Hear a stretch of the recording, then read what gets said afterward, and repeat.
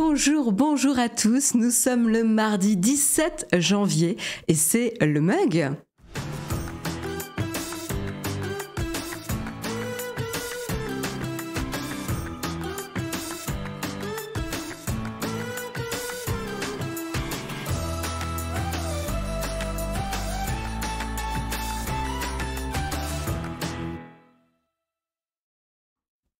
Bonjour, bonjour à tous, j'espère que vous allez bien, que vous êtes au chaud chez vous avec votre petit café, votre thé ou votre chocolat chaud pour vous réchauffer car ces jours-ci, il n'est pas si évident de se sortir du lit, voilà, mais on est là, motivés, dans la bonne humeur pour se retrouver et débriefer de l'actu tech. Donc je vais voir un petit peu qui nous rejoint dans la chatroom. Salut Camille, salut Technisavoir, salut FRJazz, salut Japaseb, salut MMG7F, salut Polaire, salut Psylop, salut Eliab, salut Yves, salut Poppy, salut Wajo, salut Olek, salut Falcon Spice. Comment ça, de la neige? Et oui, avec les températures qu'on a, possible qu'on ait de la neige. Ouais, j'ai pas regardé un petit peu les prévisions météo. Salut Lulu, salut Walex, salut Shanami, salut Noirvent, salut Natwax, salut Maquet84, salut Mademoiselle Sem. Salut à tous. Salut la sardine. Salut Faka Diablotin. Est-ce que vous avez la forme au moins ce matin? Est-ce que ça va? Le réveil n'a pas été trop dur ou trop froid? J'espère. Salut Evie Barrel. Salut Yay Ene. Hello, hello, merci Tokixi qui lance, qui ouvre la saison la saison, le premier sub ce matin. Un grand merci à toi. 20e mois d'abonnement, un grand merci pour ton soutien. Tu nous fais commencer la journée du bon pied. Salut Swen, salut Chloé, salut Florian, salut Valère, salut Switch Toff, salut Baron Marutan. Mais non, je t'ai pas raté, Baron Marutan. Je t'ai pas raté. Je te vois. À un moment donné ou un autre, je te vois. Salut Electribe. Mais oui, on va bien. On a la forme. Écoute, ça va. En tout cas, ce matin, ça va. Moi, ça va. Il faisait pas trop froid. J'ai pas eu trop de difficultés à me réveiller. Ça va. C'est vrai que hier matin, ça a piqué un peu. Mais... Ah, je mate jamais le live, je me lève jamais assez tôt, sauf ce matin. Trop bien. Ah bah écoute, quel honneur de t'avoir parmi nous. Tokixi, bienvenue à toi. J'espère que ce live va te plaire. Il fait frais à Tokyo aussi. Bah ouais, tu m'étonnes. Je te crois. Je pense qu'il doit faire même plus frais à Tokyo qu'à Paris. Hein. J'ai pas comparé, mais bon, ça m'étonnerait pas, quoi. Donc, j'espère que vous allez bien. En tout cas, ça a l'air d'aller de ce que je vois. Vous m'entendez bien. Et donc, on va en profiter pour voir de quoi va-t-on parler ce matin, de quoi va-t-on débriefer dans l'actu tech. Qu'est-ce qui fait l'actu ce matin? On va parler de Andrew Tate. Ça fait longtemps. Vous savez, cet influenceur qui s'était fait attraper en fin d'année dernière en Roumanie pour viol et trafic d'êtres humains après s'être fait ridiculiser par Greta Thunberg sur Twitter.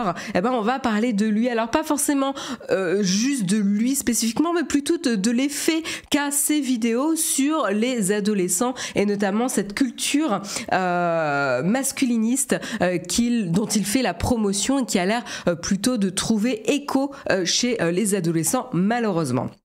Donc on parlera de ça. Ensuite on parlera du Galaxy Z Fold 5 avec l'arrivée potentielle d'une nouvelle charnière qui améliorerait justement la résistance de l'écran et qui permettrait de moins voir le pli ou en tout cas de moins faire de pression sur l'écran en lui-même et de voir un peu moins la séparation. Donc ça, c'est une bonne nouvelle évolution de technologie en tout cas du côté de Samsung. Du côté d'Apple, on parlera notamment de Tim Cook qui a accepté ou en tout cas qui a proposé de réduire sa rémunération. Voilà, c'est vrai qu'elle était mirobolante ces derniers temps et que ça commençait à faire grincer des dents le board. Donc on verra un petit peu comment il sera impacté. Et puis on continue avec Apple, avec notamment des nouveaux produits qui seraient lancés aujourd'hui, en tout cas qui seraient annoncés aujourd'hui via un communiqué de presse Apple, via leur site Newsroom, hein, dont on a l'habitude, dont on connaît un petit peu... et dont on a l'habitude de voir des communiqués, et donc il ne ferait pas en effet de grandes conférences en ce début d'année, il se suffirait de cette newsroom, de ce communiqué de presse pour annoncer des nouveaux MacBook Pro 14 et 16 notamment, avec des nouvelles puces qui devraient aussi faire leur apparition aussi. Et puis on continuera avec Twitter qui est dans la panade, puisqu'ils ont vu pas mal de leurs annonceurs, hein, près de 75 des 100 plus gros annonceurs qui leur ont tourné le dos, et donc ils essayent désespérément un petit peu de les attirer en leur faisant une offre où en gros ils offrent le montant de pub pour le même montant investi. Donc par exemple, si vous investissez 250 000 $ en pub sur Twitter, vous auriez des pubs gratuits à la même hauteur, c'est-à-dire à hauteur de 250 000 $. Voilà, donc ils bradent leur espace publicitaire pour essayer et tenter de faire revenir les annonceurs sur la plateforme. On verra un peu plus en détail de quoi il s'agit tout à l'heure. Est-ce que ça va marcher? Est-ce que ça va pas marcher? On pourra en discuter avec vos propres pronostics dans la chatroom. Et puis on parlera prix aussi, cette fois-ci avec Amazon qui testerait discrètement un abonnement Prime à prix réduit. Comment il ferait? C'est pas avec forcément plus de pub ou quoi, c'est en allongeant les délais de livraison, c'est-à-dire en ayant un abonnement potentiellement à une livraison en une journée, en 24 heures, en moins de 24 heures, et peut-être un abonnement qui proposerait une livraison un peu plus longue. Est-ce que ça va séduire? Où est-ce que se déroule le test de cet abonnement? On en parlera tout à l'heure justement. Et puis on continuera prix et abonnement aussi avec la présentation du Pass Warner. Vous savez que Amazon Prime s'est accoquiné avec Warner et propose notamment un Pass Warner qui va très bientôt arriver. On verra un petit peu de quoi il s'agit, quels seront les programmes auxquels vous aurez droit avec ce Pass Warner, qui a un prix qui va s'ajouter à votre abonnement Prime standard. Est-ce que c'est quelque chose qui vous séduirait ou pas? Vous en avez marre de collectionner les abonnements? Vous me le direz tout à l'heure quand on parlera de la news. Et puis on parlera également de Netflix, alors cette fois-ci pas de prix ou d'abonnement, mais d'une évolution de l'application mobile de Netflix avec a priori une meilleure expérience. On verra une petite démonstration en vidéo tout à l'heure. Moi j'ai pas encore la nouvelle version de l'app, vous me direz si certains d'entre vous ont eu la chance de la voir. Je pense qu'ils vont faire une sortie progressive de cette mise à jour. Vous me direz si vous l'avez et ce que vous en pensez pour ceux qui l'ont. S'il y en a qui l'ont. Voilà. Et puis on terminera avec une petite tartine ce matin, petite tartine sur The Last of Us, la nouvelle série qui fait beaucoup parler d'elle et qui est disponible gratuitement. Alors gratuitement, je sais pas, mais en tout cas elle est disponible sur Prime sans abonnement ou prix supplémentaire. Elle est incluse en tout cas dans votre abonnement Prime Amazon standard. The Last of Us, série adaptée du jeu vidéo qui a connu un grand succès en mode États-Unis post-apocalyptique avec des zombies. Zombies créés via des petits champignons. Donc on parlera un petit peu de cette série. Alors nous on a vu le premier épisode puisqu'il était disponible hier. Voilà, on pourra débriefer sans spoiler parce que bon c'est le premier épisode donc voilà c'est pas vraiment un spoiler. On pourra discuter de la série et est-ce que c'est un pitch, en tout cas, qui vous plaît pour ceux qui n'ont pas encore vu le premier épisode, ou qu'est-ce que vous avez pensé du premier épisode pour ceux qui l'ont déjà vu. Voilà. Et est-ce qu'on peut regarder la série sans avoir joué aux jeux vidéo? Ça, c'est une vraie question. On en parlera tout à l'heure. Voilà pour le petit programme de ce matin. J'espère qu'il vous plaît. Et je vous propose de commencer tranquillement avec le Kawa.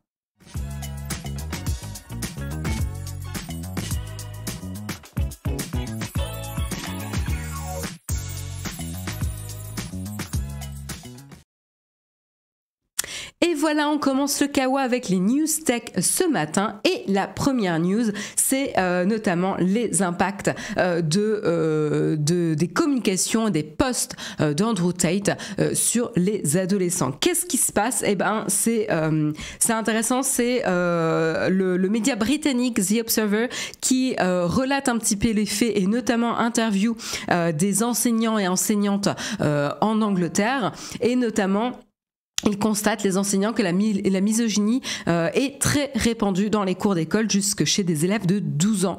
Voilà, donc jeunes et jeunes adolescents.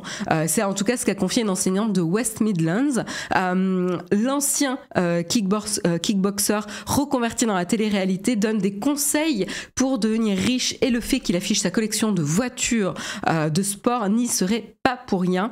En effet, il a une grande influence, Andrew Tate, sur les plus jeunes, ce qui serait en train d'encourager, ou en tout cas de développer un certain état d'esprit et certains propos chez les plus jeunes, en les faisant passer pour normaux ou acceptables. Voilà.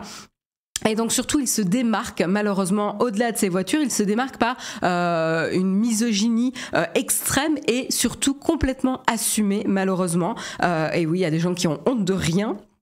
Et donc, qu'est-ce qui se passe? Plusieurs établissements ont décidé de former leurs enseignants. L'objectif, c'est d'aider les écoliers à se forger un esprit critique lorsqu'ils consomment des contenus écrits, vidéos, etc., sur les réseaux sociaux ou ailleurs, pour se faire leurs propres opinions et ne pas forcément être une éponge à toutes sortes de propos, et notamment absorber la mauvaise influence de certains influenceurs. C'est assez malheureux quand même comme phénomène, et le but, c'est vraiment voilà, de créer des débats, d'utiliser aussi les cours de Personal Social Health and Economic Education, donc l'éducation personnelle, sociale, sanitaire et économique, pour encourager les élèves à s'interroger sur ce que poste l'influenceur. Voilà, d'autres sollicitent des professionnels comme Michael Conroy, fondateur de l'association Men at Work, pour décrypter la misogynie en ligne. Ou Ben Carlin, qui accompagne les enseignants sur Twitter. Voilà. Pour ce dernier, pour Ben Carlin, Andrew Tate, actuellement en détention provisoire d'ailleurs en Roumanie, puisqu'il s'était fait arrêter en Roumanie, et qu'il avait été accusé notamment de viol et de trafic d'êtres humains. Donc c'est sympathique comme accusation, et c'est intéressant de voir que des jeunes vont être influencés par quelqu'un qui est quand même accusé de viol et de trafic d'êtres humains. Mais bon, voilà, aucun recul, tout va bien. Et donc du coup, Ben Carlin, lui, s'exprime, et il dit en effet que ça ressemble à du lavage de cerveau à grande échelle. Il n'utilise pas des mots à moitié en tout cas, et que même si l'influenceur est emprisonné, il y en aura toujours un autre pour prendre la place, malheureusement, et promouvoir ce type de propos misogynes et extrêmes. Donc ça, c'est assez malheureux, et donc ça a un effet d'endoctrinement de ces jeunes garçons. Voilà, de la même façon d'ailleurs, il le compare à que des réseaux terroristes ou les organisations criminelles. Donc c'est quand même assez impressionnant. Sur les réseaux, en tout cas, les contenus proposés par Andrew Tate, eux, font fureur encore. Ils sont particulièrement compatibles avec les algorithmes, toujours gourmands en contenu haineux, capables de devenir viraux. Donc, ils tapent pile poil dans ce qu'aiment les algorithmes. Et donc, c'est grâce à des contenus en apparence anodins, par exemple l'exposition de voitures rutilantes, conseils fitness et muscu, que les jeunes garçons vont intégrer les propos du trentenaire, voilà, dont la réussite, et dont il affiche grandement sa réussite avec de l'argent, des voitures, etc., va devenir un modèle. Et donc ils vont associer la soi-disant réussite financière d'image et de réseau social d'Andrew Tate aux propos misogynes, à sa posture, à sa communication, et ils vont vouloir répliquer, et ils vont le prendre en modèle. C'est un phénomène, voilà, qu'on a tous connu.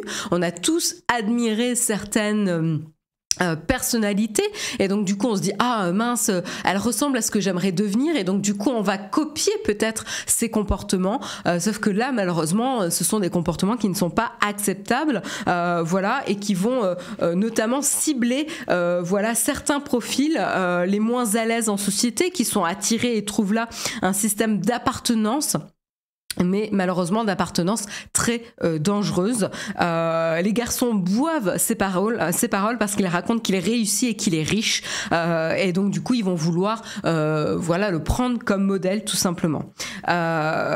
Et ça rend le travail des enseignants en tout cas très difficile, parce que même s'ils ont ce rôle de développer l'esprit critique chez les plus jeunes et chez les élèves, ils sont souvent malheureusement raillés par les élèves. Il y a une défiance, il y a un manque de crédibilité des fois. Et donc du coup, il y a certains élèves qui n'hésitent même pas à tourner en ridicule les réunions au sujet de l'influenceur en les postant même sur TikTok. Donc à voir en tout cas l'effet de ces interventions finalement que font les enseignants à travers les cours dédiés ou à travers des professionnels qui vont accompagner l'équipe enseignante sur ces sujets pour pouvoir essayer d'encourager les élèves à prendre un peu de recul par rapport à ce qu'ils voient sur les réseaux sociaux. Est-ce que ça va vraiment fonctionner ou pas ? On ne sait pas encore. En tout cas, c'est un phénomène qui a priori se développe. Là, c'est donc des enseignants en Angleterre. On ne sait pas si... moi, je ne me suis pas renseignée. Je ne sais pas si c'est quelque chose qui fait fureur en France. Il y a peut-être la barrière de la langue qui rendrait ça peut-être un peu plus compliqué. Après, on a peut-être nos propres influenceurs en français qui, eux, s'expriment. Est-ce que vous avez constaté ça, en tout cas dans la chatroom? Je regarde un petit peu vos commentaires. Un grand merci à Electribe45, à TonyLas78 et à Alf Live Game pour vos soutiens. Un grand merci à vous. 8 mois déjà, faites comme moi, abonnez-vous, c'est 8 mois de bonheur. Un grand merci pour ton message, Alf Live Game. Un grand merci à toi. Je regarde un petit peu vos commentaires. J'ai jamais pu être fan de qui que ce soit. Écoute, c'est rare, Techni Savoir, tant mieux pour toi. Après, on cherche tous des modèles, je pense, quand on se demande un petit peu qui on est, quand on forge sa propre identité, on va chercher des modèles auxquels on peut se rattacher, des choses auxquelles on veut ressembler, auxquelles on aspire, et donc c'est assez naturel, quoi. Notamment quand on manque de confiance en soi, c'est quelque chose qui va pouvoir aussi nous rassurer, nous donner une piste à suivre pour nous donner des clés pour atteindre cet état d'esprit ou ressembler à telle personne. On va copier ces comportements-là. Ça doit être des cours en option, je pense pas, hein, Laurent. Je pense que c'est des cours de base, comment ils appellent ça, éducation personnelle, sociale, sanitaire et économique. En tout cas, ils disent pas qu'ils utilisent des cours optionnels. Ça peut peut-être ressembler à des cours d'éducation civique aussi, peut-être utiliser ce moment-là pour parler de ces sujets-là. Je trouverais ça en tout cas intéressant et important. Mais je ne sais pas en effet s'ils sont optionnels ou pas. J'ai pas l'impression qu'ils le soient. En tout cas, c'est pas mentionné dans l'article. Un grand merci, Flonflon, pour ton abonnement. Perso, j'aime bien Guillaume. Je sais pas comment le prendre, mais je suis contente pour toi que tu aimes bien Guillaume. J'avais pas remarqué d'ailleurs. Un grand merci également à Maloun pour ton abonnement et ton soutien. Un grand merci à toi. J'en vois qui sont dans cette tendance, qui s'affichent dans des endroits privilégiés et qui se croient tout permis. Ouais.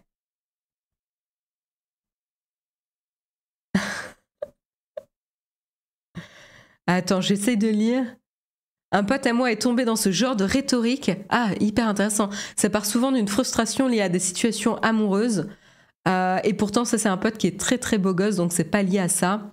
Il s'est créé un imaginaire dans lequel les femmes sont violentes. Ouais, mais en fait, c'est ça.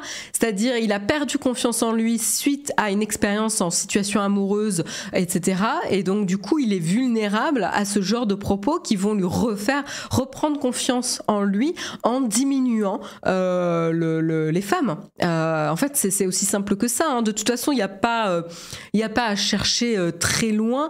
De toute façon, quand il y a des gens qui essayent de diminuer les autres, c'est parce qu'en fait, ils se sentent mal eux-mêmes, et donc pour se rassurer, ils vont faire en sorte de diminuer les autres.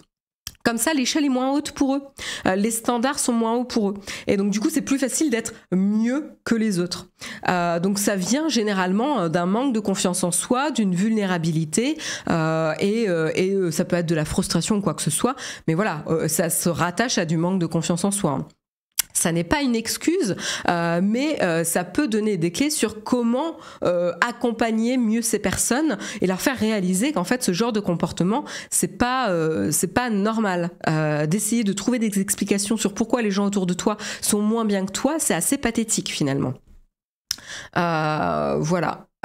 Donc le sujet, c'est notamment l'influence d'Andrew Tate sur les écoliers et les plus jeunes. Les vidéos d'Andrew Tate, hein, cet influenceur qui poste beaucoup de contenu sur tout ce qui est vidéo, muscu, fitness et compagnie, voilà, et qui a des propos extrêmement misogynes et qui va du coup voilà, faire circuler ce genre de pensée auprès des plus jeunes qui vont adopter ce mode de pensée aussi. Voilà, c'est assez malheureux. Guillaume nous dit, j'ai essayé de lui expliquer poussant ses raisonnements à l'absurde, mais ça marche pas vraiment. Ouais, c'est compliqué. Puis en plus, quand tu te mets en posture d'expliquer, tu peux avoir un ton paternaliste qui est difficile à éviter ou condescendant. Et ça, du coup, ça peut être assez bloquant. Donc voilà. Mais ouais, j'ai pas de clé sur comment mieux gérer ça honnêtement. Voilà, j'avoue que j'ai pour l'instant cette chance de pas avoir ça dans mon entourage. Je touche du bois. Un grand merci également à Xian FR pour ton soutien. Un grand merci à toi. Tu dis merci à toute l'équipe. Merci à toi de nous soutenir.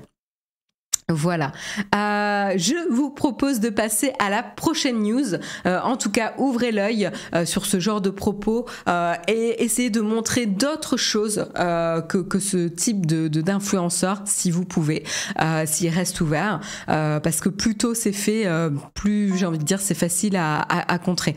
Un grand merci Falcoboule pour ton soutien. Un grand merci à toi. Le train de la hype approche.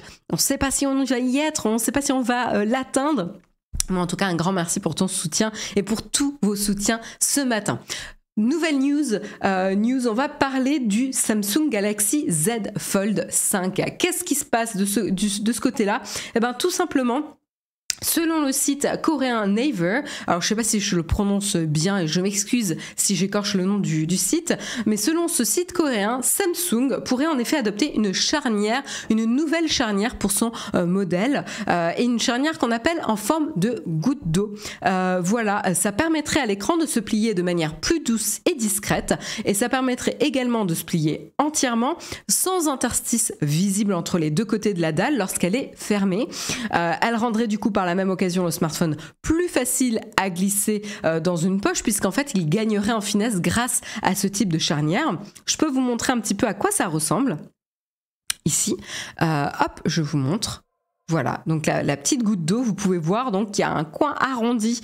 Donc là, c'est le smartphone en mode plié ici, et vous voyez, donc il y a une petite goutte tout au bout, et qu'après vous avez donc une charnière qui est complètement plate et qui permet complètement aux deux côtés du smartphone de se rejoindre sans avoir d'interstice ou quoi que ce soit.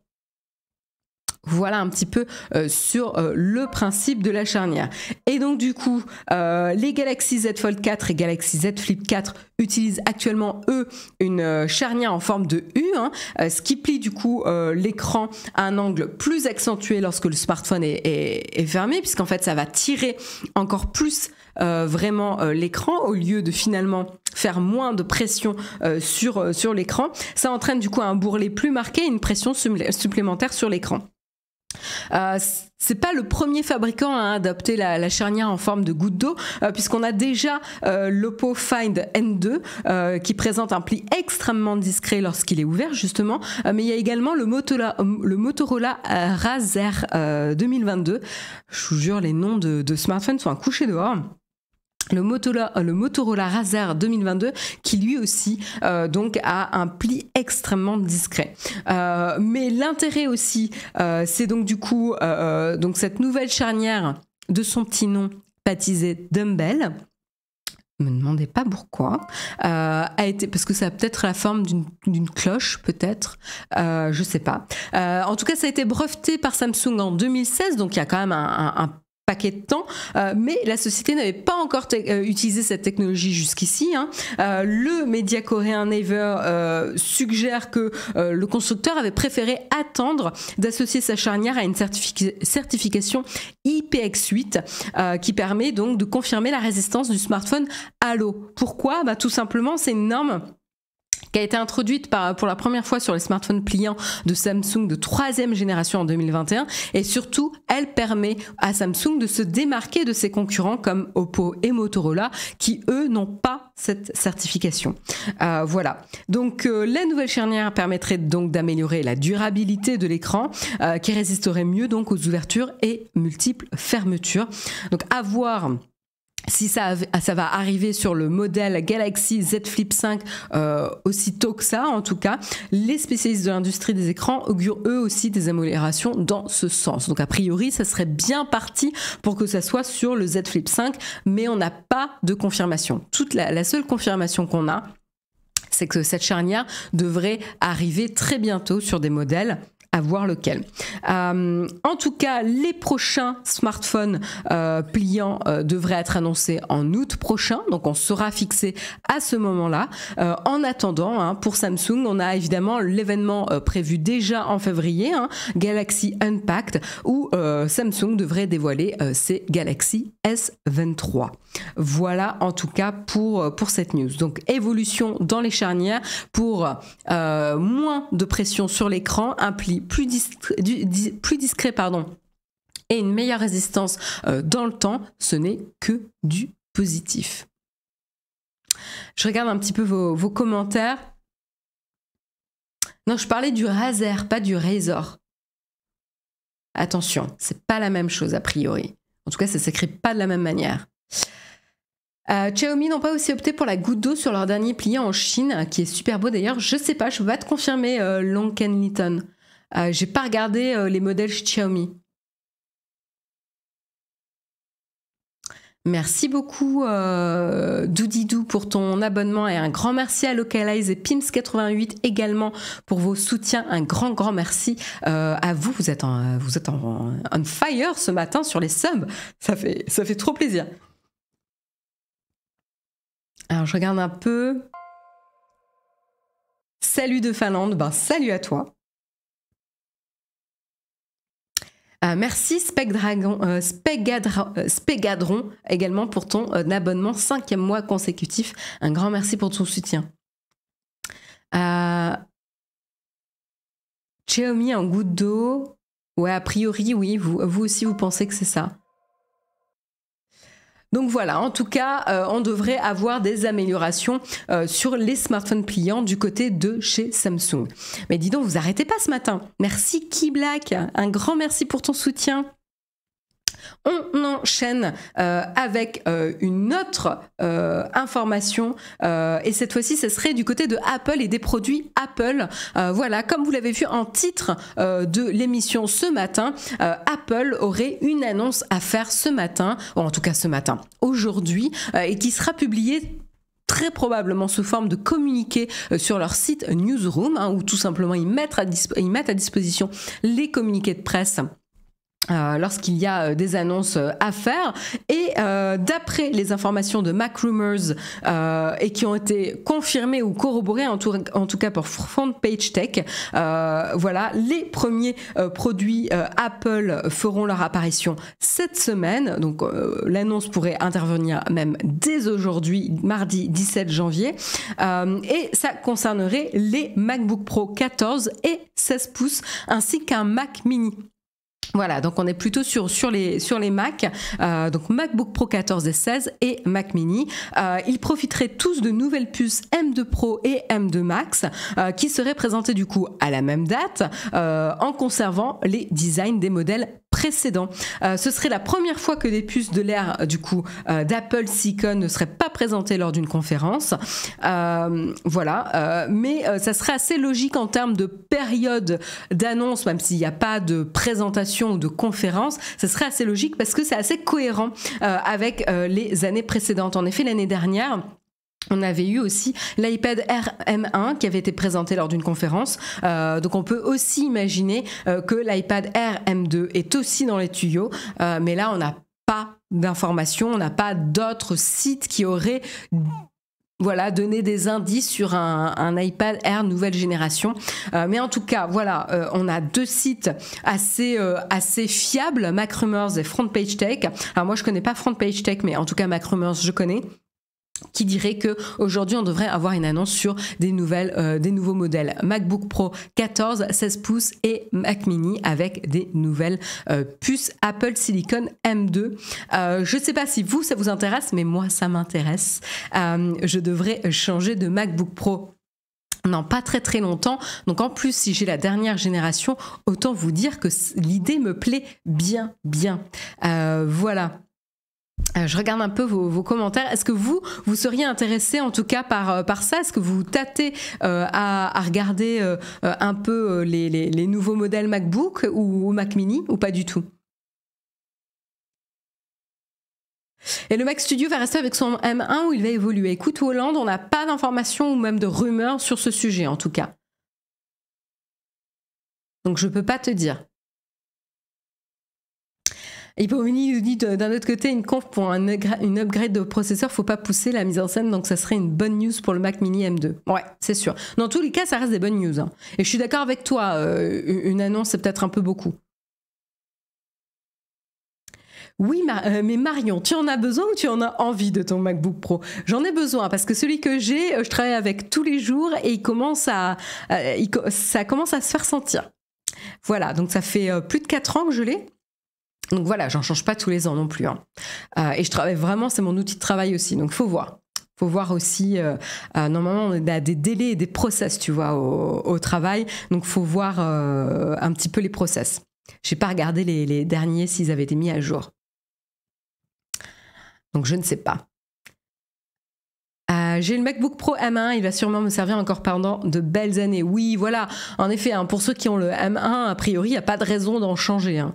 Parce qu'il est quand même relativement récent. Moi, le mien, il date, hein, quand même, un peu. Je garde mon MacBook Pro 16 pouces 2019 pour bouger. Qu'est-ce que tu veux dire pour bouger? Pour travailler en déplacement? Moi, j'avais un MacBook Pro 15 de 2015. Oula, 2015, ouais. Et changé il y a un mois pour un MacBook Pro Air M2, donc ça va. Oui, bah oui. Est-ce qu'il y a un gros gap de perf entre le M1 et M2? Je sais pas, je peux pas te dire. Je n'y connais pas assez. Je vais enfin pouvoir changer mon MacBook Air 2015-2013. En effet. Ouais, vous êtes raisonnable hein, dans la chatroom. En même temps, c'est tellement cher. J'ai changé mon MacBook Pro 2013 pour le RM2. Oh, ça doit être trop bien. Vous êtes... ouais, ça va. Vous êtes tout à fait raisonnable en tout cas en termes de... Ah, alors, Jérôme nous dit pas énorme gap entre M1 et M2. J'ai un MacBook Pro M1 de 2019, je vais encore le garder 3 ans. Ouais, c'est logique, ouais. Pas sûr qu'ils gardent le M1 en neuf, en effet. Hein. Je sais pas. Surtout s'ils sortent le nouveau, pas sûr. Peut-être qu'ils le proposeront à un prix peut-être un peu plus attractif, mais pas sûr. En effet. Donc voilà en tout cas pour les rumeurs du côté de nouvelles annonces produits pour Apple. Mais c'est pas tout du côté d'Apple parce que qu'est-ce que je peux vous dire là-dessus? C'est le salaire de Tim Cook. Le salaire de Tim Cook devrait être, a été revu à la baisse. En effet. c'est carrément Tim Cook lui-même qui a annoncé une réduction, en tout cas qui a suggéré une réduction de son salaire, et donc il a recommandé lui-même de baisser sa rémunération. Et donc suite à un vote favorable du comité de rémunération, l'entreprise a annoncé une réduction de près de 50% par rapport à 2021. Voilà, donc ça équivaut à un salaire de 49 millions de dollars, hein, donc il devrait quand même pouvoir s'en sortir confortablement. Alors, en plus en détail, le salaire fixe de Tim Cook, lui, restera inchangé à 3 millions de dollars, associé à une prime d'objectif pouvant atteindre 6 millions de dollars. Mais c'est surtout les bonus en termes d'actions qui vont réduire, puisqu'ils vont passer de 75 millions de dollars en 2022 à 40 millions de dollars en 2023. Donc c'est là qu'il y a une vraie baisse. Voilà, pour comparaison, en 2022, Tim Cook avait touché 99,4 millions de dollars, c'est colossal. Donc 83 millions de dollars sous forme d'actions. Une somme qui comprend notamment un plan de retraite, des vols personnels, environ 46 000 dollars de congés payés, etc. Donc c'est une légère hausse par rapport à 2021 où il avait déjà été payé quand même une somme faramineuse de 98,7 millions de dollars. Et donc ça représentait une augmentation quand même très très impressionnante par rapport en 2020 et avant, car précédemment elles étaient autour de 10 millions d'euros. Voilà. Donc c'est vrai que depuis l'an dernier, hein, la rémunération de Tim Cook avait fait débat auprès des actionnaires. Il y avait un cabinet de conseil financier, Institutional Shareholder Service, qui avait notamment recommandé de voter contre la rémunération de Tim Cook lors de l'assemblée annuelle. Le comité de rémunération avait alors à l'époque approuvé à 64% le salaire de Tim Cook. À titre de comparaison, en 2020, ils avaient approuvé à 95% de votes positifs. Donc du coup, pour éviter d'avoir un désaveu important des investisseurs, il a suggéré et recommandé lui-même une baisse de salaire. Malgré cette diminution, et en tout cas, voilà, enfin, c'est pas forcément malgré cette diminution parce que ça a été une recommandation proactive de Tim Cook. En tout cas, le conseil d'administration d'Apple a renouvelé, sa confiance en Tim Cook. Ils ont salué les performances et les décisions stratégiques à long terme de Tim Cook. Pour information, la valeur de l'action Apple a progressé de 1012% contre 290% pour l'indice S&P 500. Voilà, donc c'est quand même assez impressionnant. La rémunération de Tim Cook reste quand même au-dessus de la moyenne des autres dirigeants des grandes entreprises américaines. Voilà, on a en moyenne une rémunération de 14,7 millions de dollars d'après le Wall Street Journal, mais c'est quand même pas le mieux payé des big tech, parce que je pense qu'il y a quand même un déséquilibre entre les PDG de boîtes tech et certaines grosses boîtes tech ou des géants de boîtes tech, parce que pour moi c'est pas la même chose. C'est sûr que si tu fais une moyenne, le salaire de Tim Cook peut paraître exorbitant.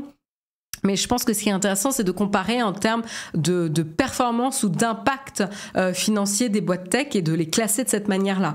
Et là, c'est intéressant parce qu'il y a d'autres comparaisons. En tout cas, le président du conseil d'administration d'Oracle, Larry Ellison, et le directeur général, Safra Catz, ont reçu chacun plus de 138 millions de dollars sur l'exercice fiscal 2021-2022. Voilà, donc c'est pas le mieux payé, Tim Cook, même s'il est quand même très très bien payé.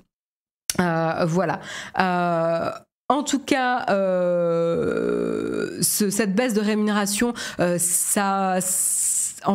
comment dire, je pense qu'elle arrive à un bon moment, un moment où le climat macroéconomique est très très compliqué. Alors Apple n'a pas eu à licencier, hein. Ils ont jusqu'ici seulement mis à pied une centaine de recruteurs pour freiner les embauches, ce qui semble assez logique, mais quand même Apple a perdu plus de 1000 milliards de dollars de valeur boursière, et donc il ne faut pas non plus réduire l'impact financier de la crise économique actuelle.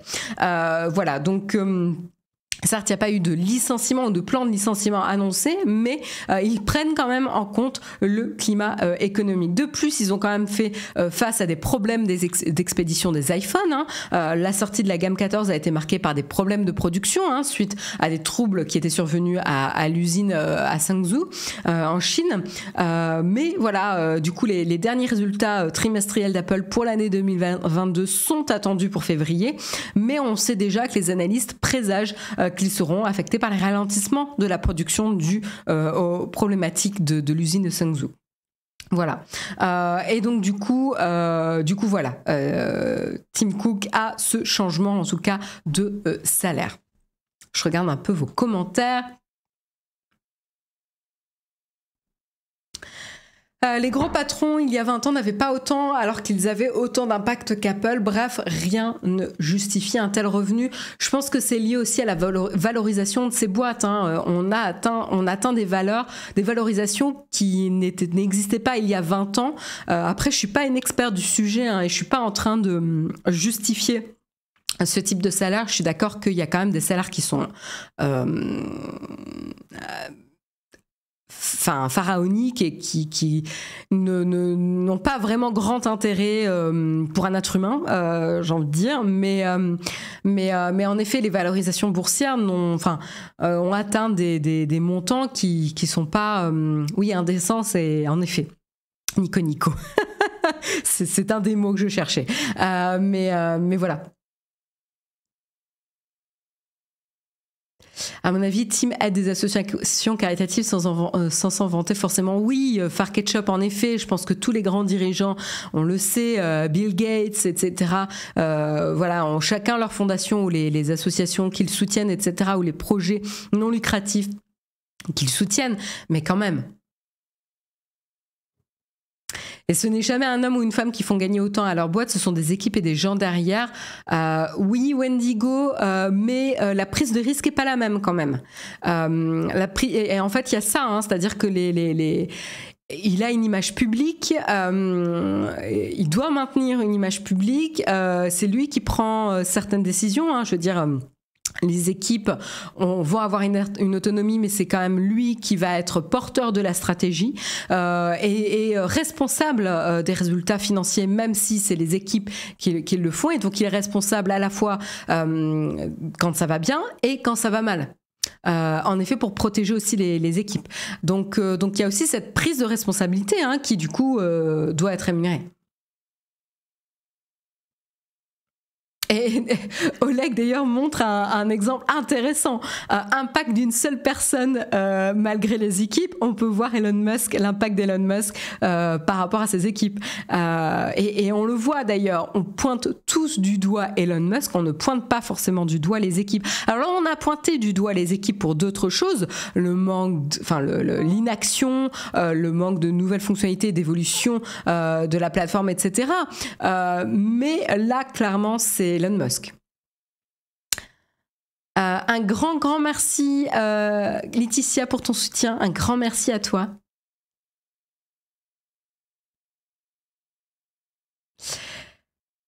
Voilà. Voilà en tout cas pour le salaire de Tim Cook. Et d'ailleurs justement on parlait de Twitter et donc on va continuer avec Twitter parce que Twitter ça va pas très bien. C'est pas une nouvelle. Twitter a besoin d'argent et Twitter avait besoin d'argent avant qu'Elon Musk rachète Twitter. Maintenant qu'Elon Musk a racheté Twitter, Twitter a encore plus besoin d'argent puisque Elon Musk a fait fuir pas mal d'annonceurs. Voilà, on aura peut-être d'autres moyens qui vont permettre de ramener de l'argent sur Twitter, notamment peut-être l'abonnement Twitter Blue, mais il faudrait voir si ça fonctionne, si les gens souscrivent, ou potentiellement la vente à venir de noms d'utilisateurs s'ils mettent ça en place, mais surtout Ce que Twitter a besoin, c'est du retour des annonceurs et des marques. En effet, leur départ pourrait être compensé en partie peut-être avec le retour de la publicité politique sur le réseau social, voilà, qui devrait augmenter les revenus, surtout avec la présidentielle américaine pour 2024 qui arrive, mais ça ne devrait pas suffire. Voilà, Twitter, selon le journal Wall Street en tout cas, va proposer aux annonceurs des encarts publicitaires gratuits sur le site dont la valeur sera corrélée à celle des investissements consentis jusqu'à la valeur limite de 250 000 $. Alors qu'est-ce que ça veut dire? Eh bien tout simplement, une marque pourra bénéficier de 500 000 $ d'encarts publicitaires, tout en ne dépensant que 250 000 $. Voilà, donc selon la même source, donc le journal, le Wall Street Journal, qui a eu accès à des mails internes, cette politique devrait débuter le 28 février prochain. Voilà, et en effet, quand on prend un peu de recul, c'est pas très étonnant qu'ils mettent en place cette stratégie pour séduire et faire revenir les annonceurs. Une analyse de données qui a été produite par la société Sensor Tower affirme qu'au 8 janvier, plus de 75 des 100 plus gros annonceurs du réseau présents avant la reprise par Elon Musk auraient cessé leurs dépenses marketing sur la plateforme. Et la publicité, on le sait, est de très loin la plus grosse source de gains de Twitter. En 2021, elle représentait simplement 90% des 5,1 milliards de dollars engrangés. Donc c'est tout à fait normal que du coup Twitter sorte les grands moyens pour refaire revenir les annonceurs. Et là on voit les dommages créés par la mauvaise gestion d'Elon Musk, et c'est là où vraiment on se posait des questions dans les précédents mugs. Est-ce que c'était pour faire couler Twitter? Parce qu'à un moment donné on pouvait même se demander si c'était pas intentionnel, tellement c'était gros et mal géré en termes de propos, d'image de marque, de débat sur Twitter. Donc on va voir. En tout cas, là, on va voir si c'est confirmé, en tout cas fin février, puisque ça serait prévu le 28 février prochain, s'ils mettent vraiment en place cette politique ou cette offre disponible, c'est-à-dire pour tout encart acheté sur Twitter, vous avez l'équivalent disponible gratuitement jusqu'à hauteur de 250 000 $ investis. Donc à voir si ça se concrétise, mais ça ne m'étonnerait pas qu'ils mettent en place en tout cas cette offre.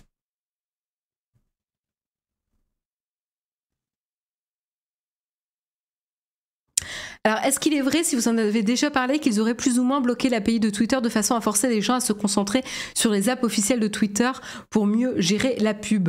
J'ai vu quelque chose passer par là hier. Où est-ce que je l'ai vu? Il me semble que oui. C'est-à-dire qu'il y avait des utilisateurs qui s'étaient exprimés. Attends, est-ce que je l'avais mis, moi, dans les articles? Je crois que j'ai oublié de l'ajouter. Mince, j'ai vu l'article, en effet, je ne l'ai pas mis dans le bon Flipboard. Je regarde rapidement si je retrouve cette news, parce que, en effet, je me rappelle avoir vu passer un titre là-dessus.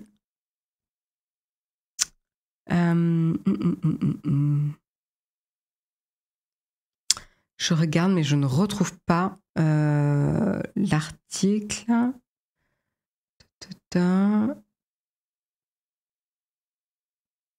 Ah non, je retrouve pas. Mais en effet, j'ai trouvé un article comme quoi c'était pas un bug technique, le fait que les applications tierces qui utilisent l'appli Twitter avaient été bloquées, je crois, c'était dimanche, et que c'était une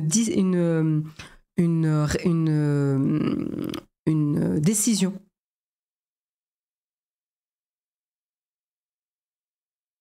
FRJS nous dit oui, non, c'est intentionnel et déclaré. Oui, c'est volontaire. On nous dit l'article est sur Numérama. Alors attends, je m'y rends, j'y cours. Est-ce que je retrouve rapidement l'article sur Numérama?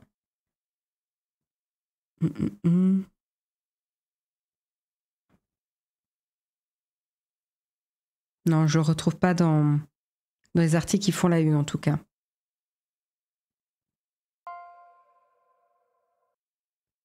Bon, en tout cas, je vous crois dans la chatroom, mais a priori, c'est intentionnel et confirmé. Voilà. Un grand merci à Blackbird pour ton soutien. Un grand merci à toi. Donc voilà, en tout cas pour Twitter qui essaie désespérément de faire revenir les annonceurs. Honnêtement, je suis très très curieuse de comment va se passer l'année 2023 pour Twitter. Hein. Vraiment, je ne sais pas où on va. Je ne sais pas où on va, je ne sais pas où Twitter va en tout cas. Voilà, donc il va falloir encore prendre son mal en patience et voir qu'est-ce qui sera annoncé. On vous tiendra évidemment au courant dès qu'on a des informations.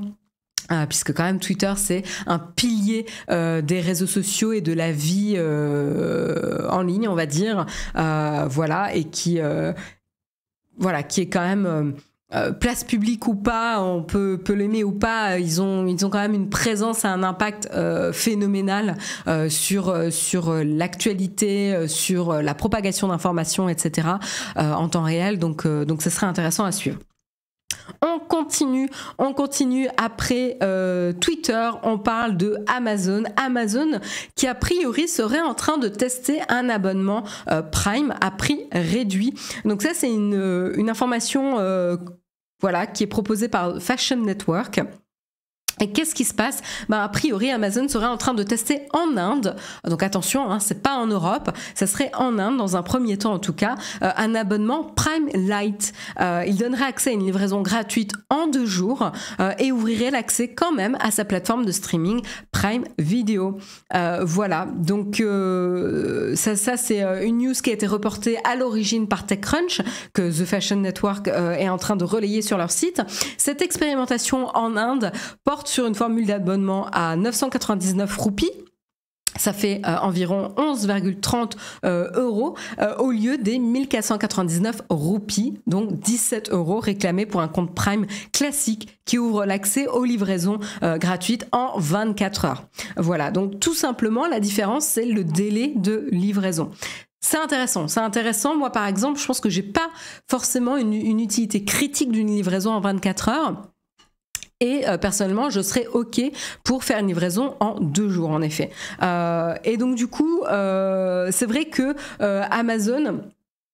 en tout cas, cette annonce fait suite à l'annonce d'Amazon qui avait licencié 1% de ses salariés indiens. Une décision qui touche donc 1 millier de travailleurs locaux et qui n'a pas manqué d'attirer d'ailleurs l'attention des médias indiens qui chroniquent depuis des années les difficultés d'Amazon face à son concurrent local Flipkart, qui avait été racheté d'ailleurs en 2018 par Walmart. Donc là, on a vraiment Walmart et Amazon en concurrence en Inde. En tout cas, la formule Prime avait été lancée en Inde en 2016 et elle avait connu pas mal de hausses de prix.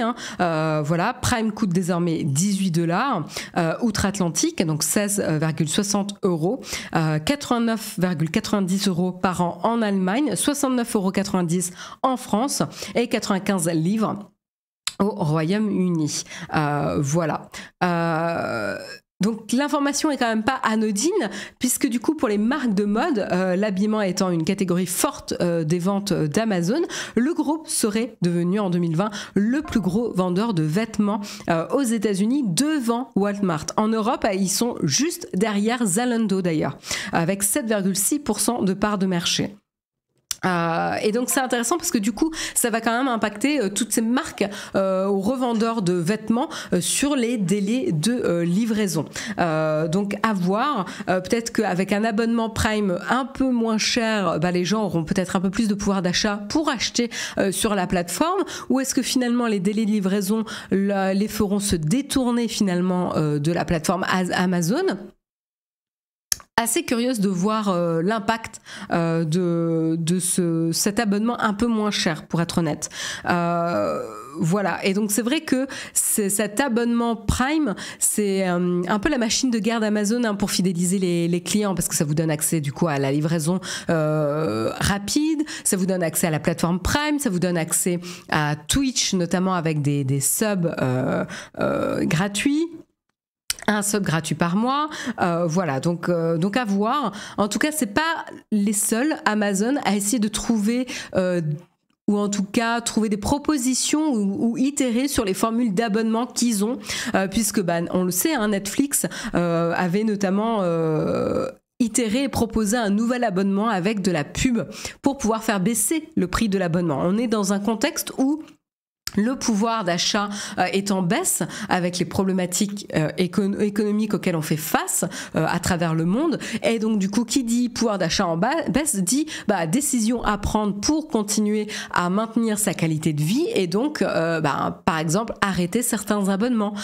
Et donc, c'est là où il y a une bataille sur les prix qui est en train de commencer entre les différents fournisseurs. Donc, Netflix, Prime, Disney+, Apple TV, etc.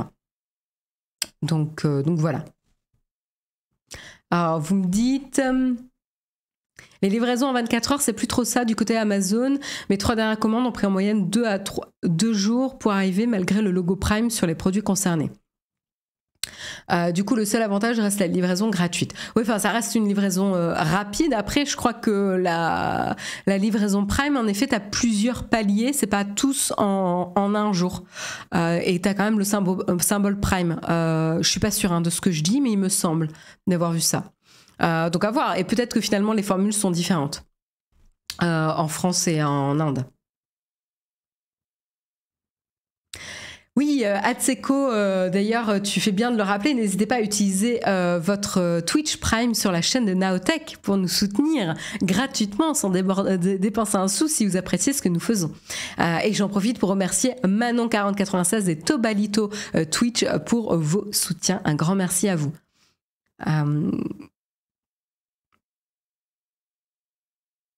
Ah oui, c'est pas un drame si la livraison en 24 heures s'arrête. Il faut qu'on réapprenne à attendre 2-3 jours. Moi, ce qui m'interroge, c'est que du coup, ça va faire des produits plus longtemps stockés en entrepôt et je me demande si c'est un problème.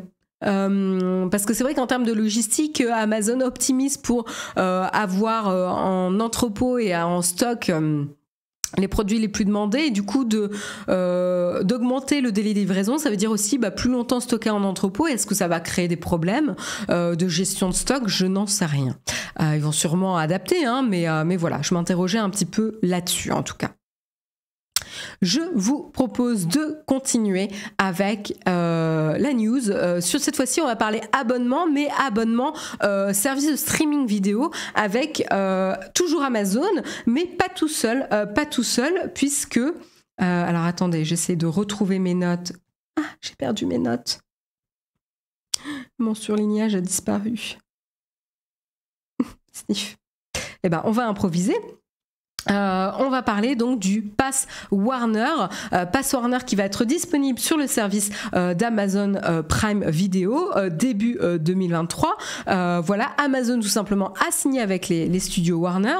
Il s'empare du coup de tout le catalogue HBO qui était détenu avant, on vous le rappelle, par OCS, mais dont le contrat a expiré en début d'année. Mais le Pass Warner, c'est pas seulement HBO.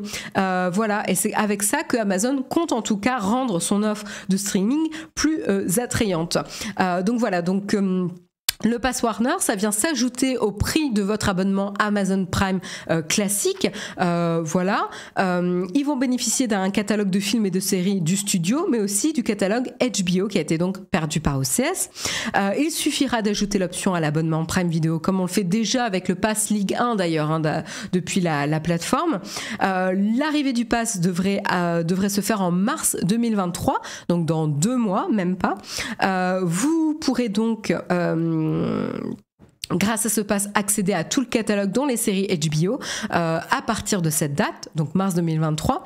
Il y a une exception qui existe puisque la série The Last of Us, donc une des plus grosses sorties de l'année dont on va parler tout à l'heure, produite par HBO, est déjà disponible sur Prime Video sans coût supplémentaire depuis hier, le 16 janvier 2023.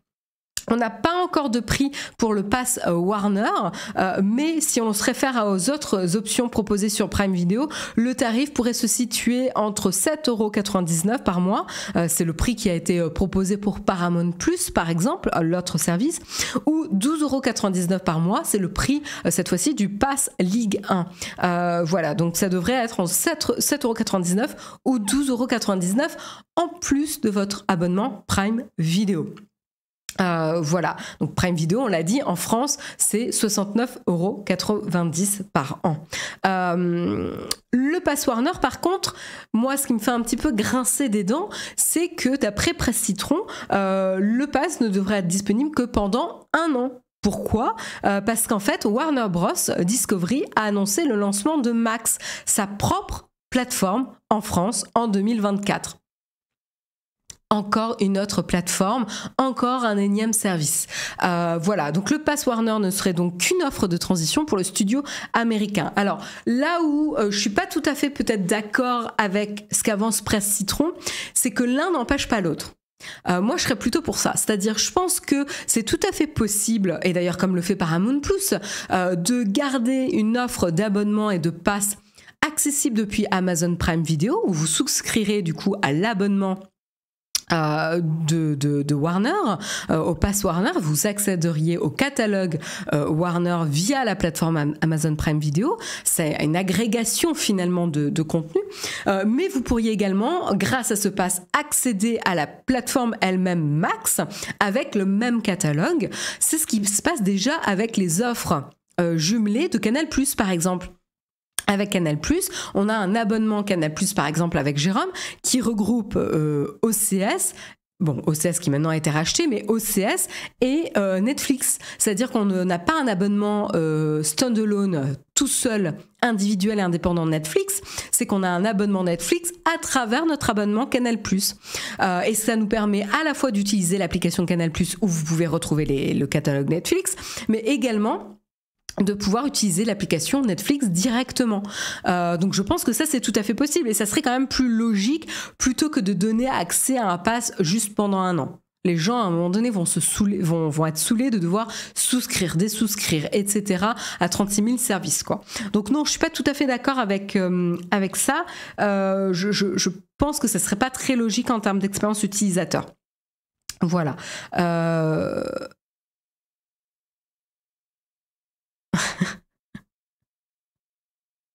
Donc voilà.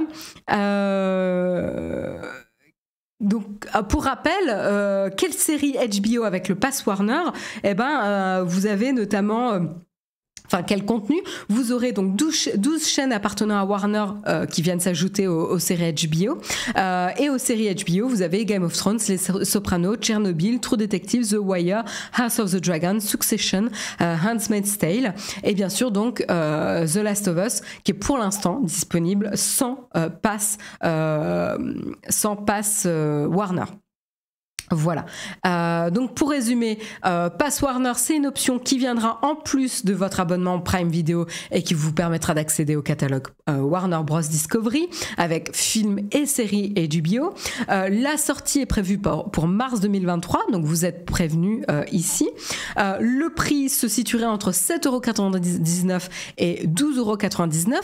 C'est les prix de Paramount Plus ou le Pass Ligue 1 qu'on a déjà présent sur la plateforme, donc ce sera assez logique. Et en termes de catalogue, vous aurez des centaines de films Warner, séries et documentaires provenant des chaînes appartenant à Warner Bros. Discovery. En plus de ces chaînes, le Pass Warner vous donne aussi accès au catalogue HBO. Voilà. Donc ça, vous savez tout pour le Pass Warner. Est-ce que vous serez tenté dans la chatroom de prendre un énième abonnement ? Ouais, Fabrice, c'est ce que tu nous dis, c'est ce que j'ai commencé à faire. Suppression de mon abonnement Amazon Prime pour profiter de Paramount Plus et de Disney Plus. Dans quelques mois, je verrai à suspendre un de ces abos pour essayer Apple TV Plus.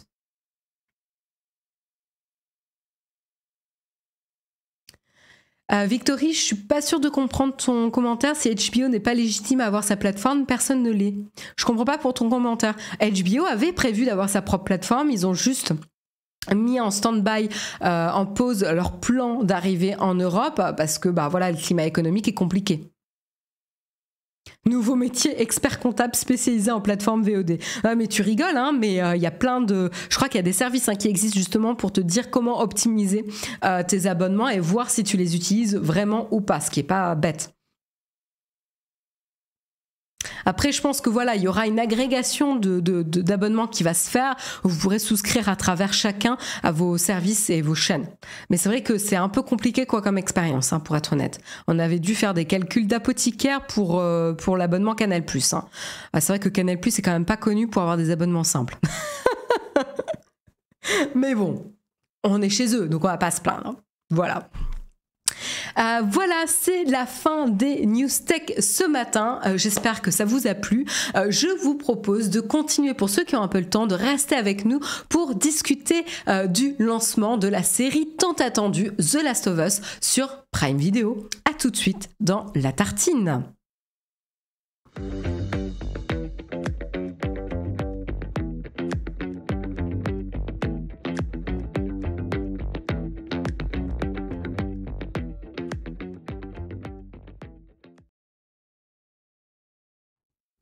J'ai carrément oublié de vous faire une news tech. Toutes mes excuses, je viens de m'apercevoir que j'avais zappé la petite news sur l'évolution de l'application Netflix. Donc vous savez quoi, avant de parler de The Last of Us, je vais quand même vous montrer la petite vidéo. Ça sera rapide, ça prend pas longtemps, mais si vous êtes curieux et curieuse, c'est intéressant quand même de voir l'évolution.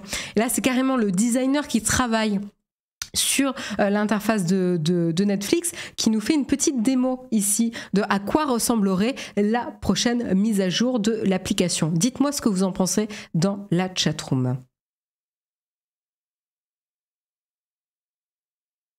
Si ça fonctionne. Gros fail. Alors, est-ce que si je vais sur Twitter...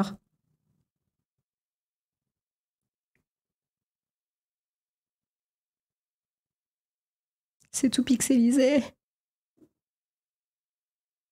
Attendez, est-ce que je peux avoir la vidéo quand même en meilleure qualité? Allez. Hop, voilà.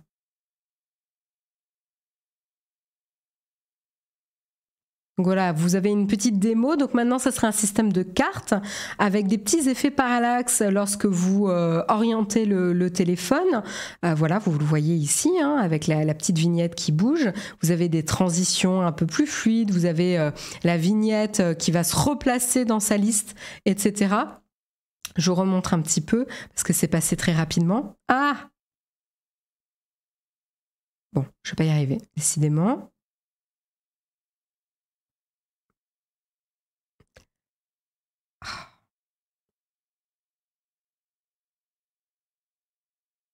Voilà, vous voyez que ça se replace, la petite vignette se replace dans la liste.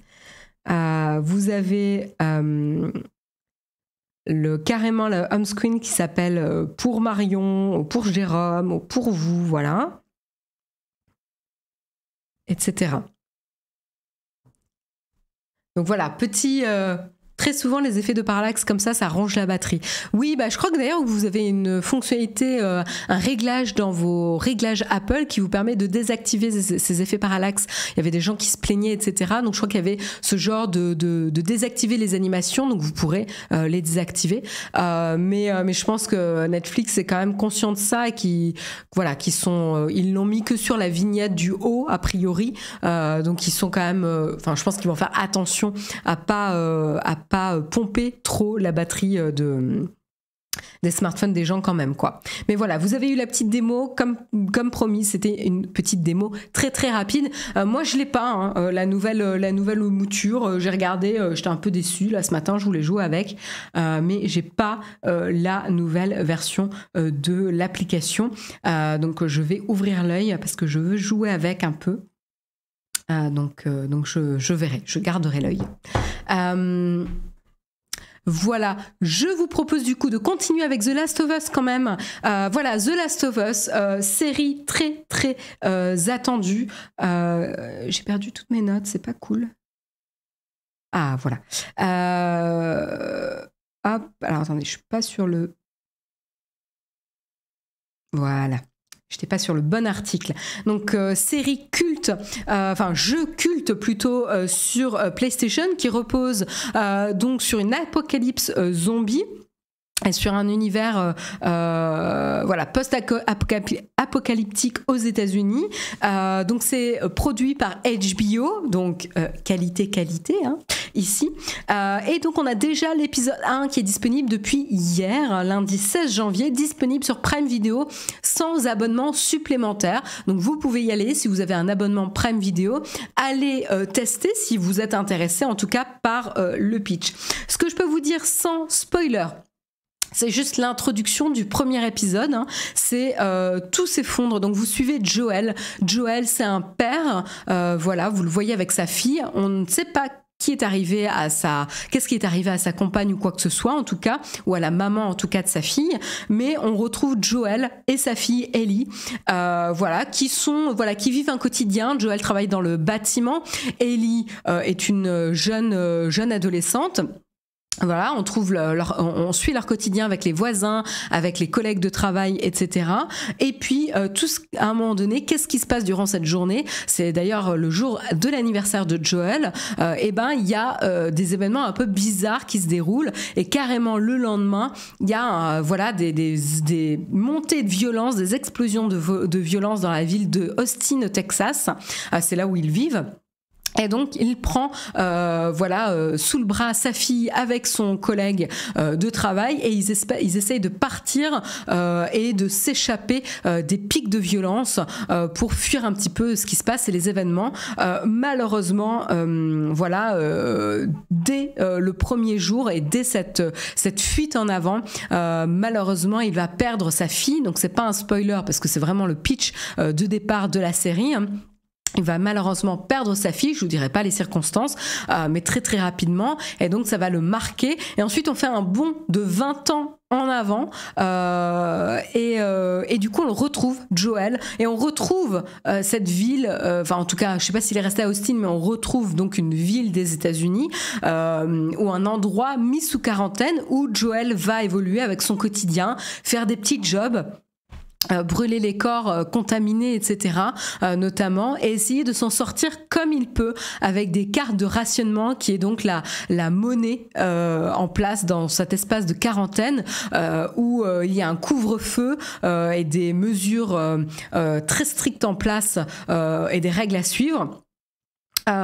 Et donc on se retrouve vraiment dans une Amérique très très hostile où l'espoir est assez mince, et on a donc cette espèce de régime armé très strict qui va faire face à le gang des Lucioles. Enfin je sais pas si c'est un gang, mais en tout cas les Lucioles, qui sont des personnes qui vont essayer de contrer l'influence de l'armée, ou en tout cas ce régime militaire, et qui va mener des attaques. On ne sait pas trop exactement les positionnements politiques ici, comment ça s'articule. Mais en tout cas, il y a ce combat-là qui est prévu. Donc, tout ce que je peux vous dire, voilà. Donc ça, c'est le pitch bref. Ce qui est intéressant, c'est que d'après l'article, c'est un article de Numérama. Moi, j'ai jamais joué au jeu, mais la série ne se limite pas à juste suivre pas à pas la trame du jeu vidéo. C'est qu'elle va d'ailleurs l'étendre, elle va réécrire en partie. Donc, il va y avoir carrément quand même une interprétation ici de l'histoire du jeu, et qui va développer ça, et donc pour ceux qui ont déjà joué aux jeux vidéo, vous allez évidemment retrouver ce que vous aimez, mais vous allez retrouver aussi potentiellement plus, et pour ceux qui ont peur du coup de se dire mince, est-ce qu'il faut avoir joué aux jeux vidéo pour apprécier la série? A priori pas du tout, puisque The Last of Us pour l'instant adapte intégralement le premier jeu de la série, en tout cas la saison 1 adapte le premier jeu. Elle reprend le début, le milieu et la fin. Elle constitue donc une œuvre complète qui peut être comprise de A à Z sans le moindre bagage lié, sans avoir le moindre bagage lié au jeu. D'ailleurs, Numérama dit aussi que c'est pas axé fan service. Alors, il y a quelques clins d'œil, mais c'est vraiment des clins d'œil. C'est pas systématique, c'est pas trop redondant, etc. Donc voilà, donc c'est une série que tout le monde peut regarder, tout le monde, attention, pas les plus petits, hein. C'est quand même des zombies, Voilà, voilà, c'est quand même un monde post-apocalyptique, mais voilà, c'est quelque chose que il n'y a pas de contrainte à avoir vu ou joué aux jeux vidéo pour l'apprécier. Nous, on a regardé le premier épisode avec Jérôme. Autant vous dire que ça déboîte.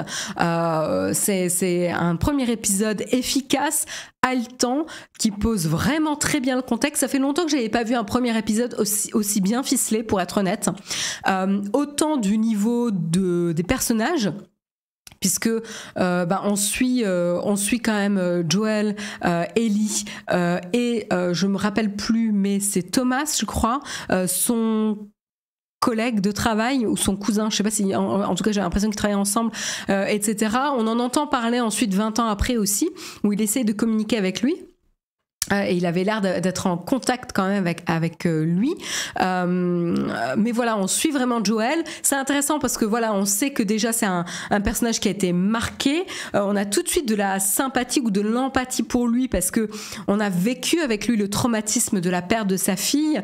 On a vécu avec lui une certaine connivence ou des moments partagés avec sa fille, des anecdotes, l'anecdote sur la montre par exemple qui revient 20 ans après, on sent les blessures qui sont encore très très ouvertes, donc voilà, on a déjà une empathie qui s'est installée dès le premier épisode et ça c'est très très bien joué.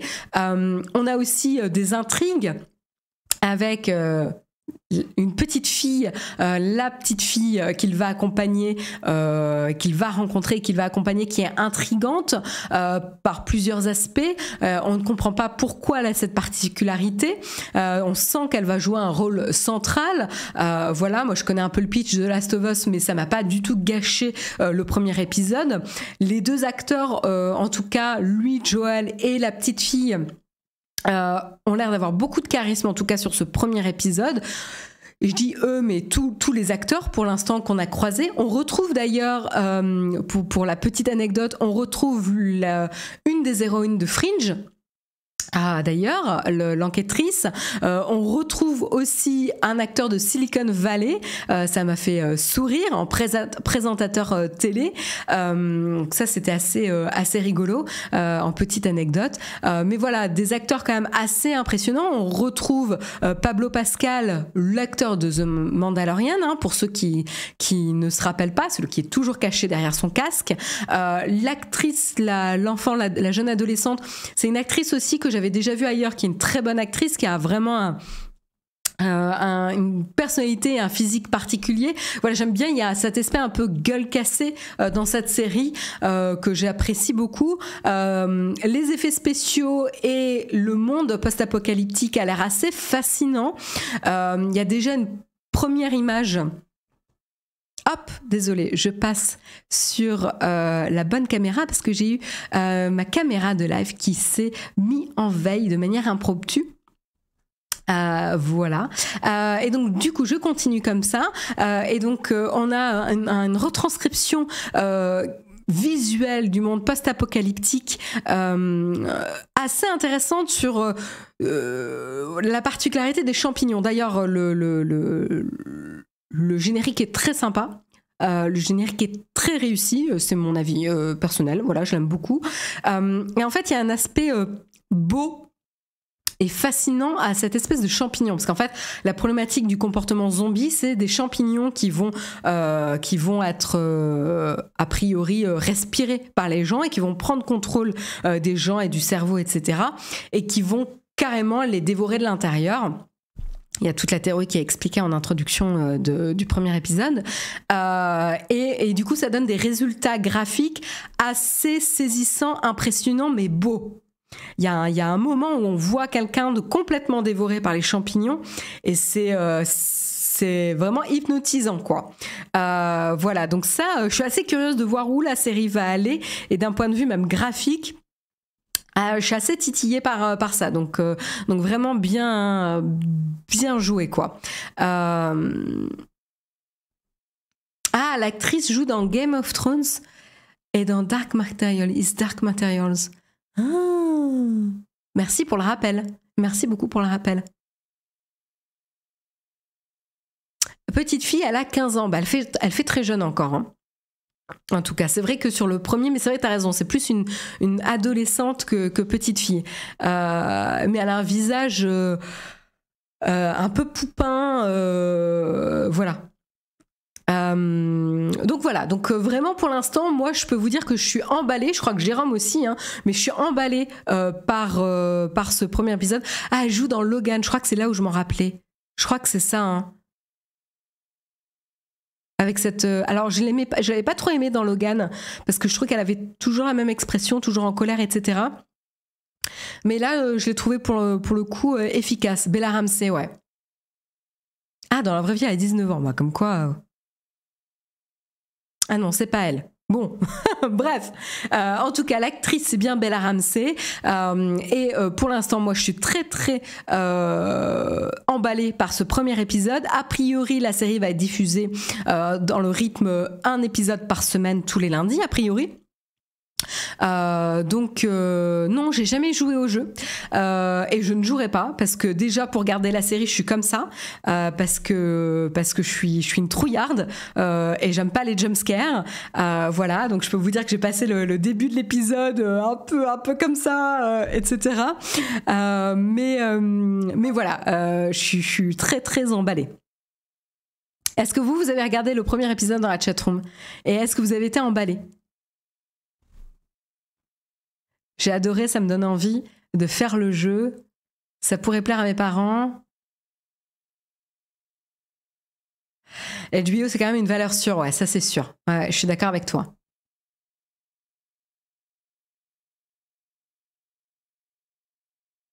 Ah, tu trouves un peu lisse les décors et couleurs? Moi, j'aime bien, hein. J'ai bien aimé.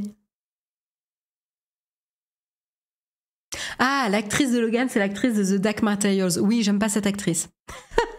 T'as raison, c'est pour ça. Je l'ai pas aimée dans The Dark Materials, je l'ai pas aimée dans Logan. Donc ça m'étonne pas. Un grand merci Vluna, Paycoman et LCB Calosfin pour vos soutiens. Un grand merci à vous. Ouais, j'ai vu hier soir, c'est top. Les acteurs sont très bons, l'épisode était pas mal, oui, emballé. Très bonne idée les champignons qui évitent de mettre des masques aux acteurs comme dans le jeu. C'est-à-dire, j'ai pas compris ton commentaire, Victory. Je crois que c'est le même principe hein, dans le jeu.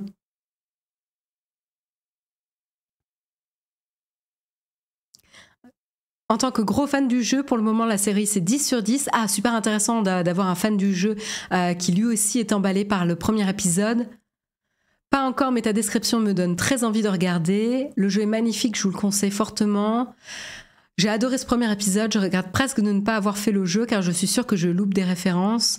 Ouais, j'ai l'impression que c'est pas ce qui va faire la qualité de la série, hein, les références. Donc, au pire, tu pourras la re-regarder quand tu auras fait le jeu si tu veux. Mirka TV nous dit moyennement emballé. J'ai trouvé que ça apportait pas grand chose en plus que le début du jeu. Après, c'est le début, hein, donc voilà.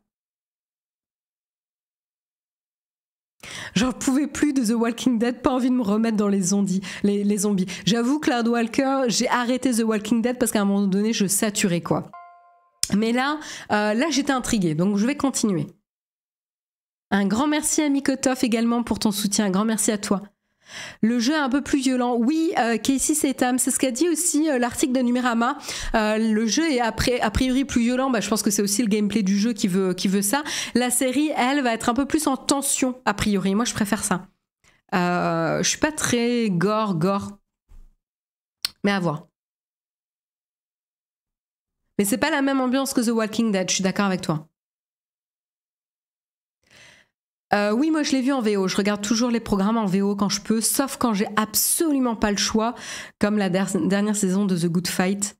Mais j'ai cherché pendant longtemps la VO. Hein. C'est dommage que HBO se rabaisse à faire du branding. Avant, ils faisaient des séries originales, ils innovaient par leur narration et leur concept. Ouais, je dirais... Bah, après, Is Dark Materials, tu vois, c'est une adaptation de livre. Je verrais pas pourquoi une adaptation de jeu vidéo tu vois serait à décrier par rapport à une adaptation de livre. Donc c'est pas la première fois pour moi. Maintenant, ça veut pas dire qu'ils vont tourner le dos à des productions originales. Pareil, Game of Thrones, c'est ça. Game of Thrones, c'est une adaptation de livre. Donc attention à ça. Aussi, The Handmaid's Tale, tout à fait, c'est une adaptation. Vous êtes trop fort dans la chatroom. Bon, ben il est...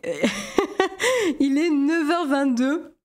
En tout cas, la conclusion, j'ai l'impression que c'est à l'unanimité. Vous êtes tous emballés par la majorité, parce que j'ai vu quand même quelques critiques. Après, c'est un premier épisode. Moi, j'ai trouvé pour un premier épisode très, très efficace. Voilà, très emballé par l'acteur principal. Je trouve qu'il a vraiment j'aime bien sa gueule cassée. Je trouve qu'il a un charisme vraiment impressionnant. Ah ouais, The Leftovers, ouais. Série très chère à mon cœur. Et donc, vous pouvez retrouver The Last of Us, il faut dire The Last of Us, du coup, la série dont on vient parler, adaptée du jeu vidéo du même nom sur Amazon Prime Video, disponible sans abonnement supplémentaire, disponible avec votre abonnement Amazon Prime Video, avec un épisode par semaine. Vous avez un épisode disponible aujourd'hui, enfin depuis hier. Et puis, je suis sûre qu'on en reparlera d'ici la fin de la série, ou à la fin de la série. En tout cas, voilà, c'est tout pour aujourd'hui. On va regarder avant de se quitter vers qui on va aller ce matin. On va aller du côté de One Piece. One Piece Odyssey, ça va être sympa ça. Voilà, donc pour les fans, vous pouvez rester.